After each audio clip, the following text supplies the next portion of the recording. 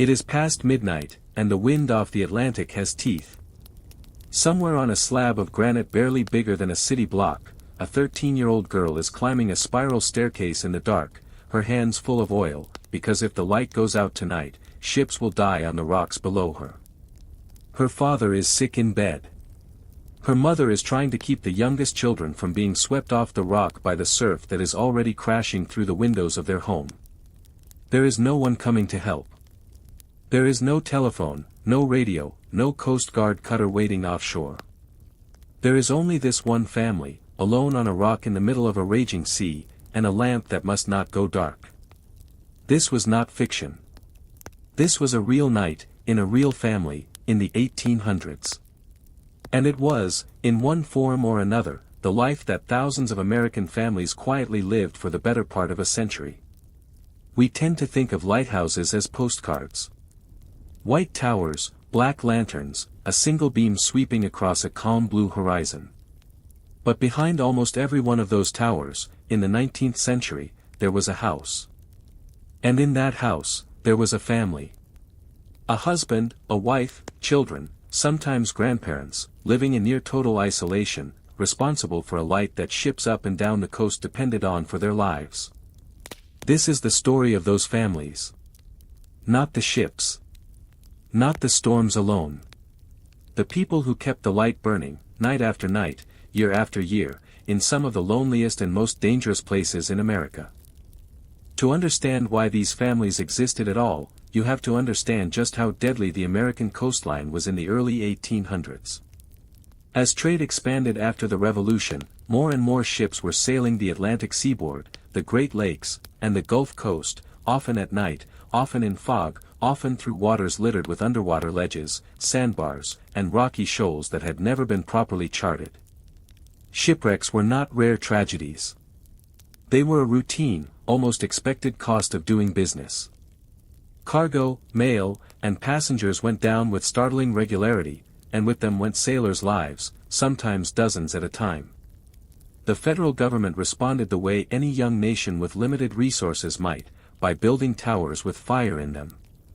The first official act of the new United States Congress in 1789 dealt with lighthouses, transferring the colonial-era towers to federal control and authorizing the construction of more. Over the following decades, the coastline filled with them. By the mid-1800s, hundreds of lighthouses dotted the shores of Maine, Massachusetts, the Carolinas, Florida, the Great Lakes, and eventually the Pacific coast as America expanded westward. Each one needed something a machine of that era could not provide on its own: constant, reliable, human attention. A lighthouse in the 1800s was not automated. It could not run itself. Someone had to trim the wick every few hours. Someone had to keep the glass free of soot and salt. Someone had to haul oil up flights of narrow iron stairs, sometimes hundreds of steps, in the dead of night, in weather that would keep any sensible person indoors. And that someone needed to do this every single night, without fail, for years on end, because a single missed night could mean a ship full of people ending up in pieces on the rocks. So the government hired keepers. And because the job was so demanding, so relentless, and so isolating, it was almost never a job for one person alone. It became a job for a family. Picture the reality of it. The government assigned a man the title of keeper, paid him a modest salary, and gave him a house attached to, or standing near, the tower. But the work of actually running a lighthouse, day and night, in all weather, was far more than any single person could sustain alone. So keepers married. They had children. And whether or not it was written into any official contract, everyone in that house became part of the operation. Wives kept logs, cleaned lenses, and stood watch. Children as young as 8 or 9 hauled coal, trimmed wicks, and rang fog bells for hours at a stretch during a storm. In practice, though only one name appeared on the government payroll, an entire family was doing the government's work. Life on a lighthouse station bore almost no resemblance to life anywhere else in 19th century America. Many of these stations sat on islands so small and so remote that a rowboat trip to the mainland could take hours, and in bad weather, weeks could pass without any contact with the outside world. Supply ships were supposed to visit every few months, bringing flour, salted meat, oil for the lamps, and mail. But storms didn't check anyone's schedule. Families sometimes went far longer than planned without fresh supplies, rationing what little they had, waiting and watching the horizon for a sail that did not come. Isolation of that kind reshaped everything about how a family lived. There was no doctor nearby if a child fell sick with fever. There was no school within walking distance, so mothers became teachers, often the only formal education their children would ever receive, conducted at a kitchen table between chores. There was no store to run to for a forgotten ingredient.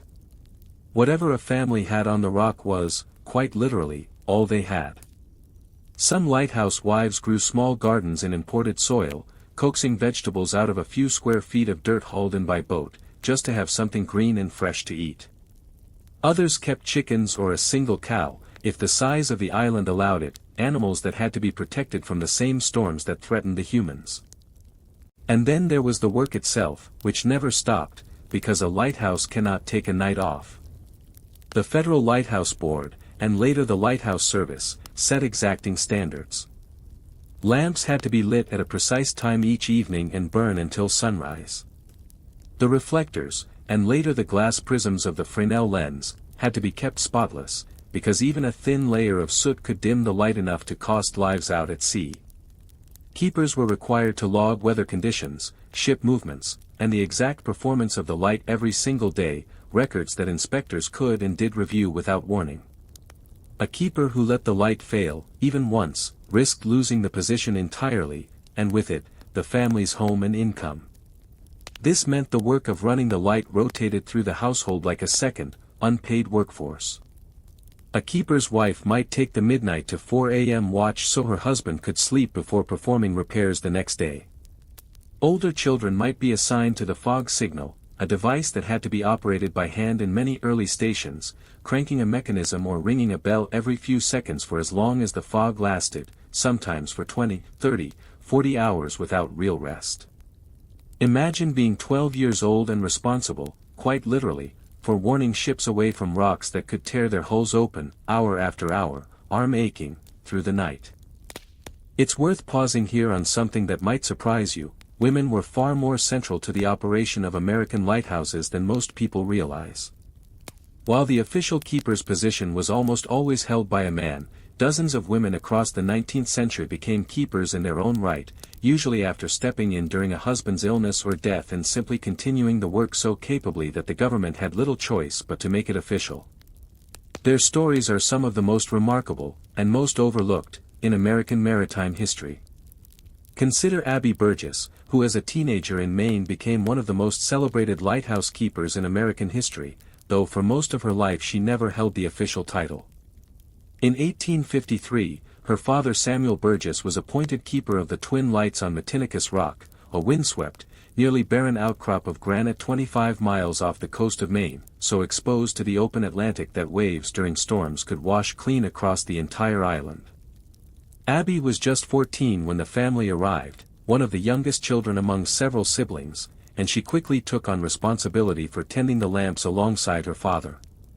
In January of 1856, when Abbie was 17, her father set out by boat for the mainland to gather medicine for his ailing wife and to bring back much-needed supplies. While he was away, one of the worst storms in years slammed into the coast. The seas around Matinicus Rock grew so violent that Samuel Burgess could not return. He was stranded on the mainland for nearly a month, unable to risk the crossing. Meanwhile, back on the rock, Abbie was left in charge of 2 lighthouse towers, a bedridden mother, and 3 younger sisters, with the ocean itself trying to take the island out from under them. According to Abbie's own later account, the storm grew so severe that the family's house began to flood, and she had to move her mother and sisters to the tower itself for safety while the keeper's dwelling filled with seawater below them. Twice during that month-long ordeal, she raced through the storm to save the family's chickens, their only reliable source of food, gathering them up even as waves threatened to sweep her off the rock. And through all of it, night after night, alone in every sense that mattered, she kept both lights burning. Not one night went dark. When her father finally managed to return, weeks later than expected, he found his teenage daughter had done a job that would have tested even the most experienced keeper. Abbie Burgess would go on to spend most of her life connected to lighthouse service, eventually marrying the son of a later keeper at the same station and continuing the work for years afterward. Her diary entries from that winter remain one of the most vivid first-hand accounts we have of what lighthouse life actually demanded. Abbie's story was extraordinary, but it was not unique. Further south, in Newport, Rhode Island, a woman named Ida Lewis became perhaps the most famous lighthouse keeper in the entire country, celebrated in newspapers across the nation for her repeated, daring rescues of drowning sailors and soldiers from the waters around Lime Rock. Ida began helping her father tend the light as a teenager after he suffered a stroke, and by the time she was in her 20s, she was effectively running the station herself, though the government did not officially name her keeper until years later, after her mother's death, when the position finally, formally, became hers. Over the course of her life, Ida Lewis was credited with saving somewhere between 18 and 25 lives, rowing out into freezing water, often in terrible weather, to pull drowning men from the sea, sometimes launching her boat before she'd even had time to grab a coat. She became something of a national celebrity in her own lifetime. President Ulysses S. Grant visited her. Congress awarded her a gold life-saving medal. And yet for most of her career, she was simply doing what lighthouse families across the country did as a matter of course, whatever the sea demanded of them, without complaint, because there was no one else to do it. There are other names history has preserved, each with their own version of this same quiet courage. Kate Walker took over as keeper of Robbins Reef Light in New York Harbor after her husband, the original keeper, died of pneumonia, reportedly telling her from his deathbed to mind the light. She kept that promise for over 30 years, raising her children on a lighthouse standing in open water, rowing them to school on the mainland every single day and rowing back alone each evening to tend the lamp, through New York Harbor's brutal winters and its notoriously heavy shipping traffic. She is credited with saving dozens of lives over her decades of service, and she stayed at her post well past the point most people would have considered retirement, because in her mind, the job was not finished, and there was no one else she trusted to finish it for her. These women, and the many other lighthouse wives and daughters whose names never made the newspapers, reveal something important about the true nature of lighthouse life in the 1800s. It was never really a one-person job. It was a family enterprise, built on the assumption that everyone in the house would contribute what they could, because the alternative was unthinkable. A dark lighthouse did not just mean an inspector's black mark in a logbook. It meant ships running aground. It meant sailors drowning within sight of the very structure meant to save them. The physical toll of this life is easy to underestimate from a distance of nearly 2 centuries. Many lighthouse stations, especially the offshore rock lights like Matinicus or Minot's Ledge off Massachusetts, were so exposed to the open ocean that storms could send waves crashing directly over the top of the keeper's dwelling. Families sometimes had to evacuate their homes for the relative safety of the tower itself, watching helplessly as the sea tried to tear their entire world apart around them. Winters brought their own brand of misery. Oil for the lamps could freeze solid in extreme cold, requiring keepers to warm it before it would burn properly. Ice could coat the lantern room glass, dimming the light exactly when ships needed it most, forcing someone to climb out onto slick, freezing catwalks in howling wind to scrape it clear. Falls from these heights, in these conditions, were a real and recurring danger, and lighthouse families lived with that risk as an accepted part of daily existence. And then there was the psychological weight of the isolation itself, something that historical records touch on more quietly, but that surely shaped these families just as deeply as any storm. Children grew up on rocks so small they could walk the entire perimeter in a few minutes, watching the same gulls, the same tide lines, the same horizon, day after day, year after year, with only their siblings for company. Some lighthouse families thrived under these conditions, finding a closeness and self-sufficiency that mainland life rarely demanded of anyone. Others found the isolation genuinely difficult, and lighthouse service records and personal letters from the era occasionally hint at loneliness, at longing for town life, at keepers requesting transfers to less remote stations after years alone on an exposed rock. It would be dishonest to paint this life as purely one of stoic heroism. It was also, quite often, simply hard, in ways that wore on people over time. Education presented its own persistent challenge. In stations near enough to shore, some lighthouse children, like Kate Walker's, made daily boat trips to attend school on the mainland, weather permitting, which itself was never guaranteed. On more remote stations, formal schooling was simply out of reach, and mothers took on the role of teacher as one more unpaid duty layered onto everything else, using whatever books the family owned or could acquire from passing supply boats. Despite these obstacles, lighthouse keepers as a group were known for surprisingly high levels of literacy and record-keeping discipline, in part because the job itself demanded meticulous daily logs, and in part because isolated families often turned to reading as one of their only forms of entertainment during long winter nights. Food, too, required constant ingenuity. Beyond the gardens and livestock some families managed to keep, lighthouse households relied heavily on fishing, an activity that was as much about survival as it was about supplementing rations from the mainland. Salted and dried goods made up the bulk of the winter diet on the most remote stations, and families developed their own systems of preservation and rationing to stretch supplies across the unpredictable gaps between resupply visits. A delayed supply ship was not a minor inconvenience. It could mean weeks of stretching an already thin pantry even thinner, all while the work of the light continued exactly as demanding as ever. Despite all of this, hardship, isolation, danger, exhausting labor, many lighthouse families spoke of their life with genuine pride, and even affection, in the letters, diaries, and later interviews that survive. There was a clear sense of purpose in the work. Every night the light burned, somewhere out on the water, a ship's captain was trusting that beam to bring his vessel and his crew safely home.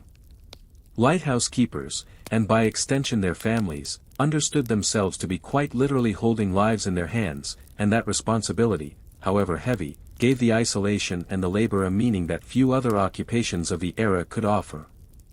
Abbie Burgess herself, decades after her famous month alone on Matinicus Rock, wrote that she still dreamed of the light, still felt anxious on stormy nights even long after she had left the service, as though some part of her never fully stopped listening for the wind and watching for a failing flame. It's worth remembering, too, that this way of life was not confined to the rocky coast of New England. Along the Great Lakes, an entirely different but equally punishing version of lighthouse family life took shape.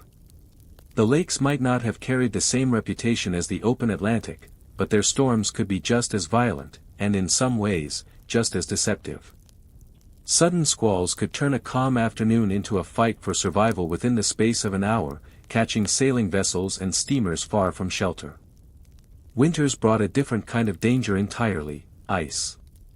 Lighthouse keepers on the lakes often had to keep working stations well into the freezing months, chipping ice from railings and lantern glass in temperatures that could plunge far below zero, wind howling in off-open water with nothing to slow it down for hundreds of miles. Families on these stations dealt with a version of isolation shaped less by ocean swells and more by brutal cold and long, dark winters, cut off from the mainland not by water but by ice that was too thin to walk on and too thick for a boat to break through. Farther south, along the Gulf Coast and the barrier islands of the Carolinas, lighthouse families faced yet another set of dangers: hurricanes. Unlike a sudden Atlantic gale, a hurricane gave warning, but that warning often amounted to little more than falling barometric pressure and a strange stillness in the air, hardly enough time to evacuate a station built directly on sand. Entire lighthouse dwellings were destroyed by storm surge over the decades, and more than one keeper's family found themselves sheltering in the lighthouse tower itself, the only structure sturdy enough to have a chance of surviving, while their home was swept away beneath them. The famous brick towers built along the outer banks of North Carolina, rising well over 100 feet in some cases, were engineered specifically with this reality in mind, tall enough and strong enough to serve as a last refuge when there was nowhere else left to go. The rescues themselves, when they happened, demanded a particular kind of courage that had almost nothing to do with heroics and everything to do with simple, immediate necessity. When a ship wrecked near a lighthouse station, there was rarely time to summon help from anywhere else. The keeper's family was, quite literally, the only rescue service available. Wives and children helped launch small boats into surf that any reasonable person would have avoided, because the alternative was watching drowning sailors disappear beneath the waves within sight of their own front door. Some lighthouse stations were later paired with dedicated life-saving service crews, an entirely separate branch of federal service established specifically to handle wrecks, but for much of the century, and in many remote locations even after the life-saving service existed, the keeper's family was the first and often the only line of defense between a sinking ship and total loss of life. There is also a quieter, sadder side to this history that deserves acknowledgement. Not every lighthouse family's story ended in survival and quiet pride. Keepers and their relatives did die in the line of this unofficial duty, drowned attempting rescues, killed by falls from towers slick with ice, lost when supply boats capsized in crossings that had been made safely 100 times before. Children sometimes did not survive the illnesses that struck them on islands with no doctor for miles, a heartbreak recorded starkly in some surviving station logs, a single sentence marking the death of a son or daughter followed, days later, by an entry noting that the light had, of course, still been lit that night. The job did not pause for grief. There was no substitute keeper waiting in the wings on a remote rock in Maine or on a barrier island off the Carolinas. The family carried on, because the alternative, a dark light and a wrecked ship, was unthinkable, even in their darkest moments. By the final decades of the 19th century and into the early 20th, the world of the Lighthouse family began, slowly, to change. Technology that had once required constant human tending started to become more automated. Some lights transitioned from oil to more efficient fuels, then eventually to electricity, reducing the sheer physical labor of keeping a lamp burning through the night. Fog signals became mechanized, no longer requiring a child's aching arm to crank a bell for hours on end. These changes made the work somewhat less grueling, but they also, gradually, made the work less necessary to sustain as a full family operation. The real turning point came later, well into the 20th century, when the United States Coast Guard, which had absorbed the old lighthouse service in 1939, began systematically automating lighthouses across the country. Electric lights controlled by timers and photoelectric sensors did not need a person to trim a wick at dusk. They did not need someone climbing icy stairs at 2 in the morning. One by one, across the decades that followed, the great lighthouse families that had defined coastal American life for over 100 years were phased out. Keepers were reassigned or retired.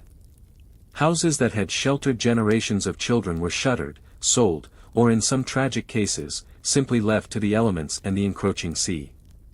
Today, walk into almost any lighthouse museum along the American coast, and you will find these families remembered largely through photographs, ledgers, and the objects they left behind, a child's worn shoe, a hand-stitched quilt, a logbook with the same careful, cramped handwriting recording weather conditions night after night for years. The towers themselves mostly still stand, many preserved as historic landmarks, some still functioning as automated navigational aids even now. But the sound of children's footsteps on those spiral stairs, the smell of a mother's bread baking in a kitchen perched on a storm-battered rock, the particular hush of a family settling in for another night alone against the sea, all of that has largely passed out of living memory. What lighthouse families in the 1800s understood, in a way that is difficult for most of us to fully grasp today, is what it meant to hold total, uninterrupted responsibility for the safety of strangers they would never meet. Every ship that passed safely through the night, every sailor who made it home to his own family because a light did not fail, owed something to people whose names rarely appeared in any history book. A father trimming a wick at midnight. A mother teaching arithmetic between watches. A teenage girl climbing a storm-lashed staircase because there was simply no one else to do it. These were not extraordinary people by any means they would have recognized in themselves. They were, in their own eyes, just doing the job. And yet, taken together, across a century and thousands of miles of American coastline, their quiet, unglamorous devotion kept countless ships, and countless lives, from disappearing into the dark. If you had grown up on a rock in the middle of the ocean, responsible every single night for a light that strangers' lives depended on, do you think you could have done it? And is there someone in your own family's past, however ordinary their job might have seemed, who quietly carried a weight like that without ever asking for recognition? Tell us about them.